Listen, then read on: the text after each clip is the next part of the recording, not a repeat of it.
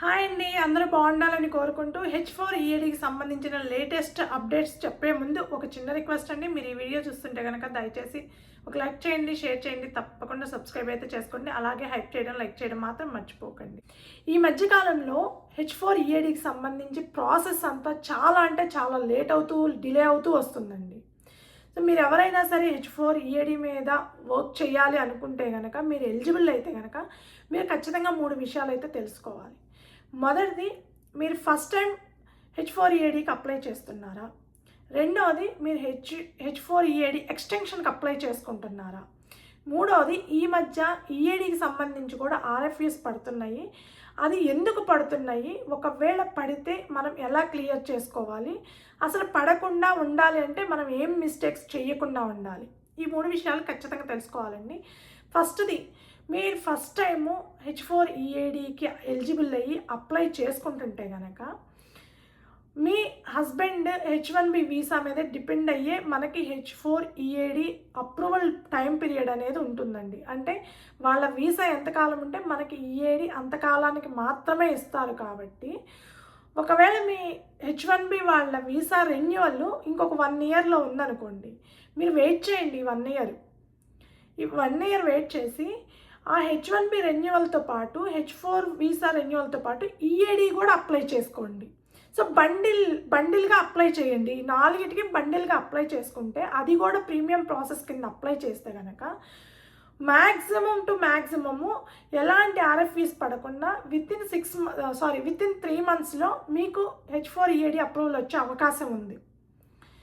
అలా కాకుండా మీరు మా హస్బెండ్కి ఇంకా టైం ఉంది కదా, నేను EADకి అప్లై చేసుకుంటానులే ముందే అని చెప్పి అప్లై చేస్తే, నాకు తెలిసింది ఈ మధ్యకాలంలో ఒకళ్ళది నాకు బాగా తెలిసిన వాళ్ళు అప్లై చేసుకోవడం జరిగిందండి. వాళ్ళకి 7 months 10 days పట్టిందంట వాళ్ళకి అప్రూవల్ రావడానికి.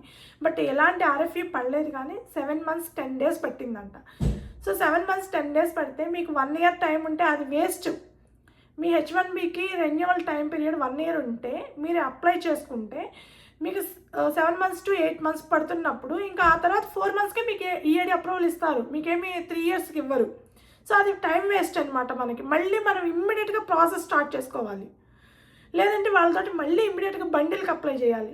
మళ్ళీ దానికి EAD అప్లై చేయడానికి ఫీజులు, ఆ ప్రాసెస్లు, లాయర్ ఫీజులు ఇవంతా వేస్ట్ అండి. సో ఎవరైనా సరే ఫస్ట్ టైం EADకి అప్లై చేసుకుంటే మ్యాక్సిమం మీరు బండిల్గా అప్లై చేసుకోవడానికి ప్రయత్నించండి. దానివల్ల వాళ్ళ వీసా రెన్యువల్ టైం ఎంతవరకు ఇస్తారో 3 yearsకి ఇస్తారు. కాబట్టి మనకు కూడా EAD 3 yearsకి ఇచ్చే అవకాశం ఉంటుంది, ఇస్తారు. సో మనకి ఎంత ప్రీమియం ప్రాసెస్లో అప్లై చేస్తారు కాబట్టి మనకి ఎంత మ్యాక్స్ 3 months లోపు మనకు అప్రూవల్ వచ్చేస్తుంది. సో టైం వేస్ట్ కాకుండా ఉండిద్ది. ఇది ఫస్ట్ టైం EADకి అప్లై చేసుకునే వాళ్ళు తెలుసుకోవాల్సిన విషయం. రెండవది, మీరు H4EAD ఎక్స్టెన్షన్స్కి అప్లై చేసుకుంటుంటే కనుక H4EAD ఆటోమేటిక్ ఎక్స్టెన్షన్ అనేది తీసేయడం జరిగిందండి. కరోనాకి ముందు ఆటోమేటిక్ ఎక్స్టెన్షన్ 6 months ఉండేది. కరోనా టైంలో 1.5 yearకి పెంచడం జరిగింది. ఆ తర్వాత ట్రంప్ అమెరికా అధ్యక్షుడు అయిన తర్వాత మళ్ళీ 6 monthsకి ఆటోమేటిక్ ఎక్స్టెన్షన్ పెట్టడం జరిగింది. ఇప్పుడు అసలు ఆటోమేటిక్ ఎక్స్టెన్షన్ కంప్లీట్గా తీసేయడం జరిగింది. సో January 1, 2026 నుంచి H4EADకి సంబంధించి ఆటోమేటిక్ ఎక్స్టెన్షన్ అనేది లేదు. ఇది అక్టోబర్లోనే క్లియర్ చేయడం జరిగిందండి. సో January 1, 2026 నుంచి మనకి EAD ఉన్నప్పటికీ కూడా EAD ఆటోమేటిక్ ఎక్స్టెన్షన్ 6 monthsకో 1 yearకో అవ్వదు.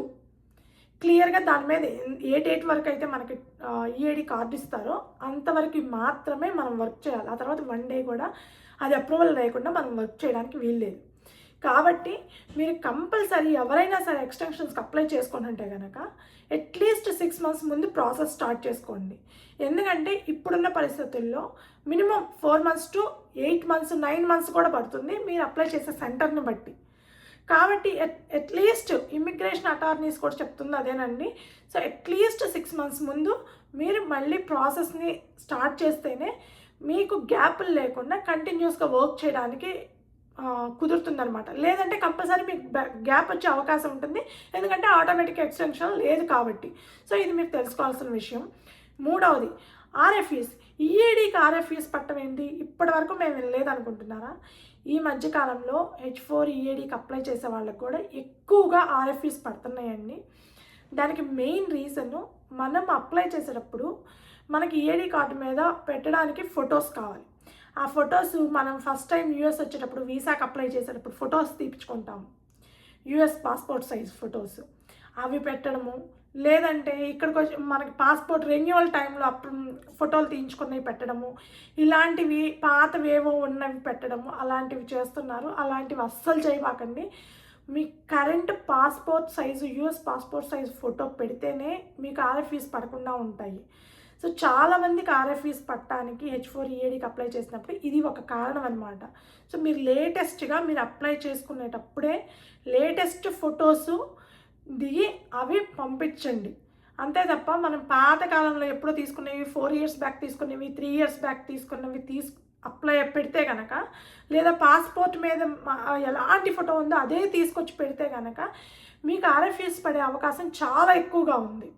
ఎందుకంటే వాళ్ళు చూస్తుంది లేటెస్ట్ ఫొటోస్ కావాలి అని చెప్పడం. సో లేటెస్ట్ ఫొటోస్ అనేవి మీరు కంపల్సరీ మనం చాలా కకృతి అండి మనకి. అమ్మో 2 ఫోటోలకి $20 $30 ఏడ తగలేస్తాంలే, వేస్ట్, ఇవి ఉన్నాయిగా ఇవి అతికిచ్చేద్దాం ముందు అని. అవి అతికిస్తే పాతవి వాళ్ళు కూడా అంతే సింపుల్గా ఆర్ఎఫ్ఈ పెడుతున్నారు. ఆర్ఎఫ్ఈ పెడితే ఏమవుతుందంటే మనకి ఇమ్మీడియట్గా ఫస్ట్ రిజల్ట్ రాదు, ఆర్ఎఫ్ఈస్ పడ్డట్టు వస్తుంది. ఆర్ఎఫ్ఈస్ ఏంటి అని తెలుసుకోవడానికి ఇంకొంచెం టైం పీరియడ్ పడుతుంది. ఆ ఆర్ఎఫ్ఈ ఏంటి అని అంటే H4EAD వాళ్ళకి పడుతుంది. మెయిన్ బయోమెట్రిక్ రమ్మని.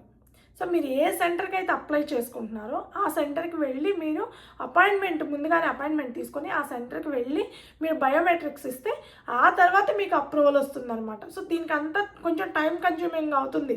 అట్లీస్ట్ 5 to 6 months ఈ ప్రాసెస్ అంతా మనం EADకి అప్లై చేసుకుంటున్న కాడి నుంచి మామూలుగా అయితే 3 monthsలో రావాల్సింది కూడా, లేదా 4 monthsలో రావాల్సింది అది 8 months 9 monthsకో ఎక్స్టెండ్ అయిపోతూ ఉంటుంది అనమాట.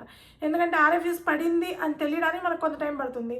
ఆ తర్వాత ఏం ఆర్ఎఫ్ఈ, బయోమెట్రిక్ ఆర్ఎఫ్ఈ, అది తెలియడానికి కొంత టైం పడుతుంది. ఆ తర్వాత మనం అపాయింట్మెంట్ తీసుకోవడానికి కొంత టైం పడుతుంది.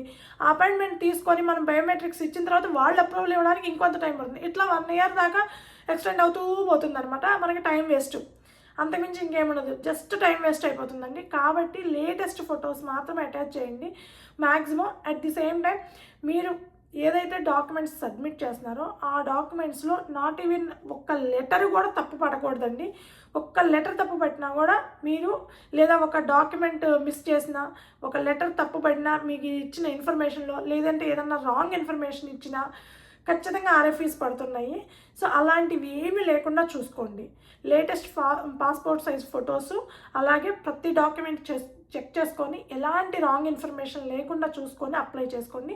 సో దానివల్ల మ్యాక్సిమం ఆర్ఎఫ్ఈస్ని అవాయిడ్ చేయడానికి అవకాశం ఉంటుందన్నమాట.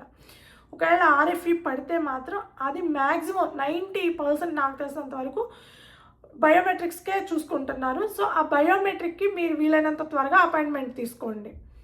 మీరు ఏ సెంటర్కి అయితే అప్లై చేసుకున్నారో ఆ సెంటర్ లోని మాత్రమే మీరు బయోమెట్రిక్ ఇవ్వాలి. వేరే సెంటర్లో ఇస్తే యాక్సెప్ట్ చేస్తారా లేదా అనేది నాకు తెలియదు. బట్ మ్యాక్సిమం మీరు ఏ సెంటర్కి అప్లై చేశారో ఆ సెంటర్లోనే మీరు బయోమెట్రిక్స్ ఇవ్వాలి అని నేను విన్నది.